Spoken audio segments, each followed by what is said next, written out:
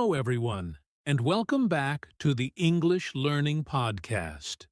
I'm Jason, your host, and today we're diving into an exciting and practical topic: best daily routines for learning English in 2025.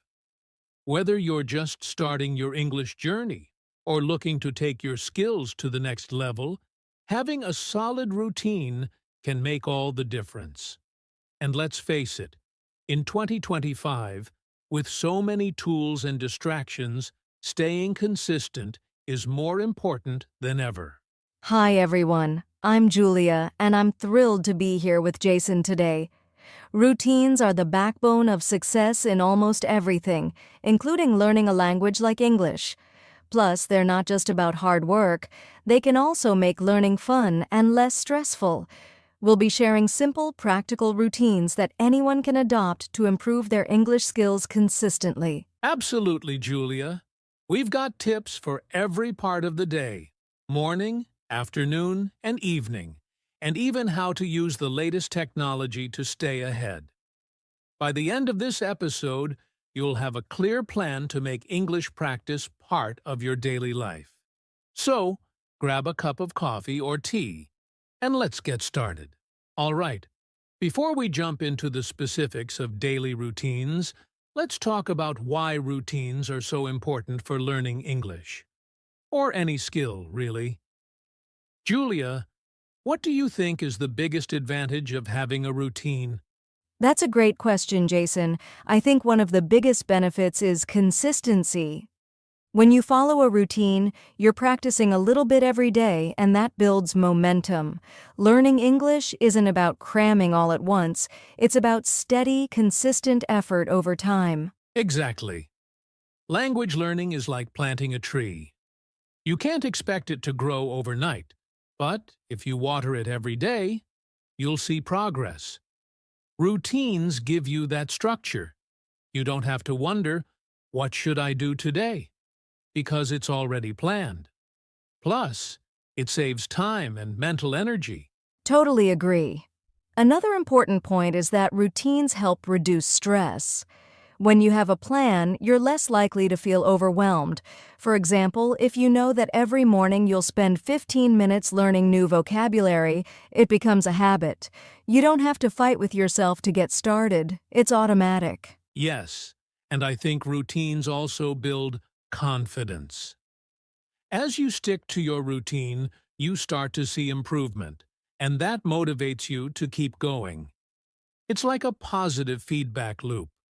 Have you ever noticed, Julia, that learners with routines tend to feel more in control of their progress? Absolutely, Jason. They're not just waiting for motivation to strike. They're creating opportunities to improve every day. And let's not forget, routines make it easier to track your progress.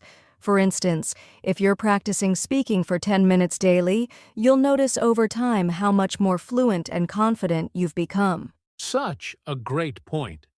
And in 2025, there are so many tools to help you stay consistent, like apps that remind you of your daily goals or trackers that show your streaks.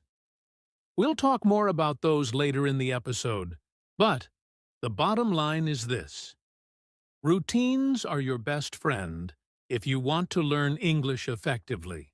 Exactly. And remember, your routine doesn't have to be perfect. Start small, adjust as you go, and make it work for you. The key is to show up every day, even if it's just for a few minutes. Consistency beats intensity any day. Couldn't agree more, Julia. So, now that we understand why routines matter, let's dive into what a good daily routine looks like, starting with your mornings. All right, let's start with mornings. Mornings are such a powerful time to set the tone for your day, and they can be incredibly productive for learning English. Julia, what do you think is the first thing English learners should do in the morning? Well, Jason, I always recommend starting with something simple but effective, like listening to a short English podcast or an audio lesson while getting ready. It's a great way to wake up your brain and get into the flow of English without too much effort. That's a fantastic idea. Podcasts are so convenient. You can listen while brushing your teeth, making breakfast, or even during a quick workout. And since it's 2025, there are so many personalized options that match your level and interests. What else can learners do in the morning? Another great habit is to spend 5 to 10 minutes reviewing vocabulary. You can use flashcards, apps like Anki, or even just a notebook where you write down new words and phrases. Reviewing in the morning helps reinforce what you've learned and keeps it fresh in your mind. That's so true. And speaking of notebooks, journaling is another powerful morning routine. Writing a few sentences about your plans for the day, how you're feeling, or even your goals in English can improve both your writing and thinking skills. What do you think about that, Julia? I love that idea. Journaling is great because it's personal and you're more likely to stick with it. Plus, it gives you a chance to use the new words or phrases you've been learning. And here's another fun tip. Write down a positive affirmation in English. For example, I'm becoming more fluent every day. It boosts your confidence. Absolutely. Positive affirmations are so underrated. Another quick morning routine I'd suggest is watching a short English video, like a motivational speech or a news clip. It doesn't have to be long, just 5 minutes to expose yourself to natural English accents and intonation. Yes, and the best part is that mornings are usually distraction-free, so it's easier to focus. But here's an important reminder. Don't overload yourself. Choose 1 or 2 activities that fit into your morning schedule. Quality over quantity. Great advice, Julia. So, to sum up, listen to something in English, review vocabulary, try journaling, or watch a short video. Even spending just 15 to 20 minutes on these activities can make a big difference in your learning journey. And now, let's talk about how to stay consistent during the middle of the day. So, let's move on to the middle of the day. Mornings are great for setting the tone, but midday routines are just as important to keep the momentum going. Julia, what's one simple thing English learners can do during the day to stay consistent? Midday is a perfect time to use short, focused activities. For example, if you have a lunch break, you can dedicate 10 to 15 minutes to practicing with a language app like Duolingo, Memrise, or Babbel. These apps are designed for quick, engaging learning, and they're super easy to fit into a busy schedule. That's a great suggestion. And I'd add that this is also a great time to work on listening skills. You can listen to an English podcast or audiobook while eating lunch or commuting. It doesn't feel like studying, but you're still learning. Exactly, Jason. And for those who want to practice speaking, here's a fun idea. Talk to yourself in English about what you're doing or thinking. For instance, while walking, you can describe your surroundings in English or even plan your tasks for the day out loud. Yes, speaking to yourself is such an underrated tip. It's low pressure and helps you get comfortable with forming sentences. And if you have a little more time, you could even record yourself speaking and then listen back to identify areas for improvement. That's a fantastic idea.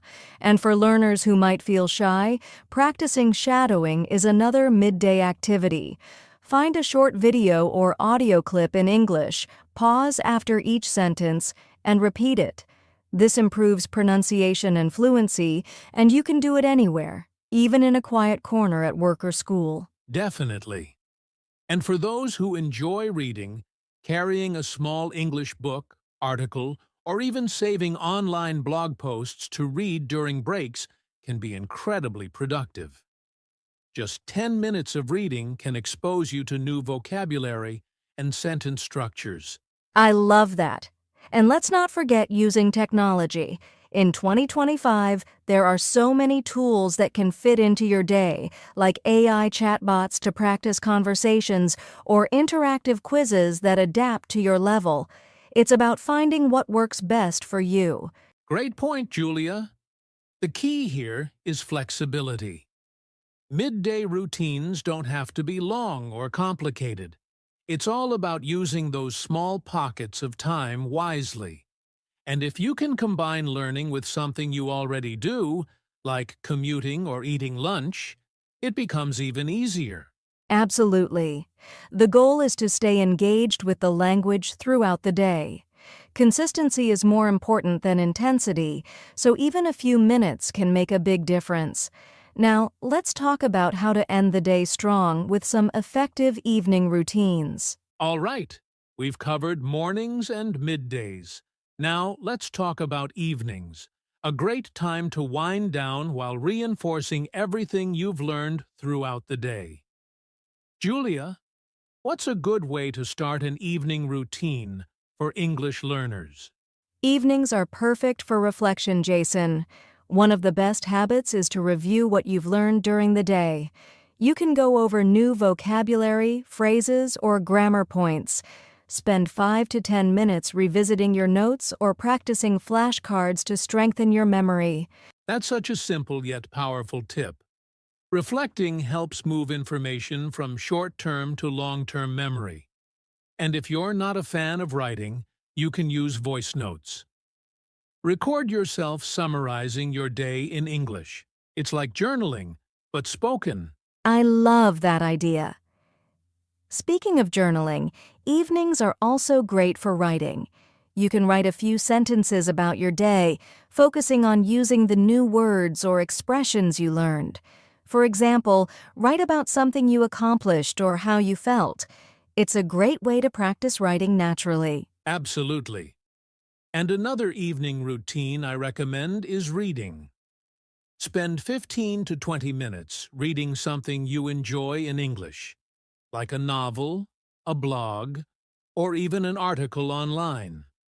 Reading before bed not only improves your language skills, but also helps you relax. Yes, and if you enjoy watching videos, evenings are a great time to watch an English TV show, a movie, or YouTube videos. Turn on the subtitles in English if needed. It helps with listening and comprehension. Just make sure it's something you genuinely enjoy so it doesn't feel like a chore. Exactly. And here's another idea. Spend a few minutes planning for the next day. Write down your English learning goals for tomorrow. Maybe you'll practice speaking for 10 minutes, learn 5 new words, or listen to a podcast during breakfast. Having a plan keeps you on track. Great point, Jason. And let's not forget relaxation. Learning English can be tiring, so it's important to unwind. Try meditation or breathing exercises in English.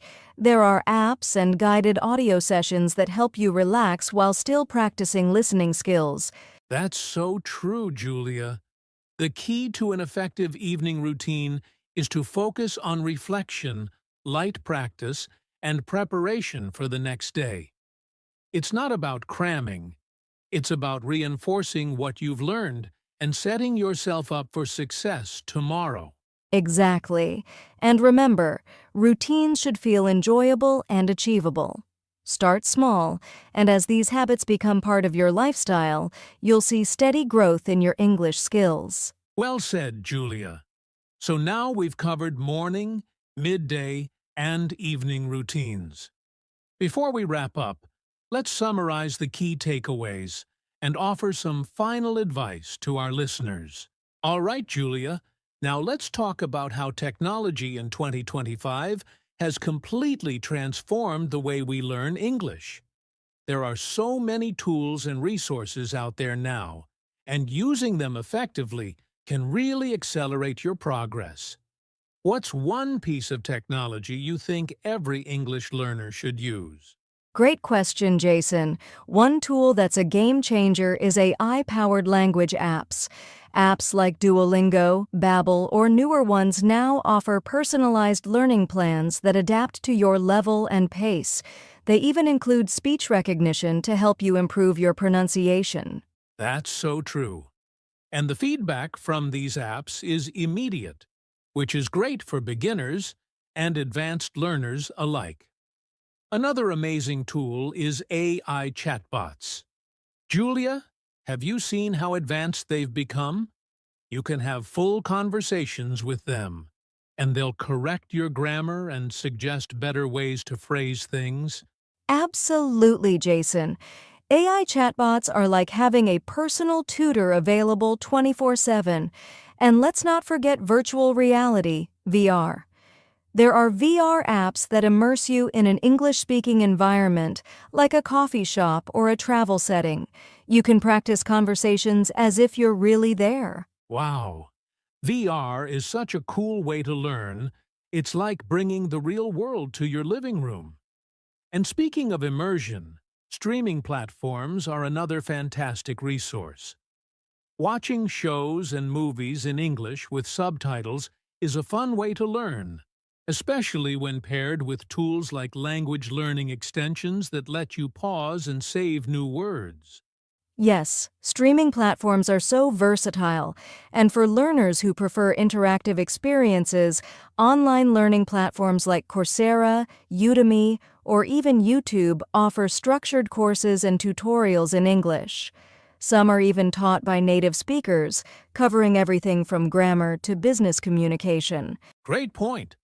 Another thing to explore is podcasts. In 2025, there are specialized podcasts for every skill level and interest. For instance, learners can tune in to podcasts that focus on conversational English, news, or storytelling. And the best part? You can listen on the go. Exactly. And let's not forget smart devices. Many people have smart speakers like Alexa or Google Assistant.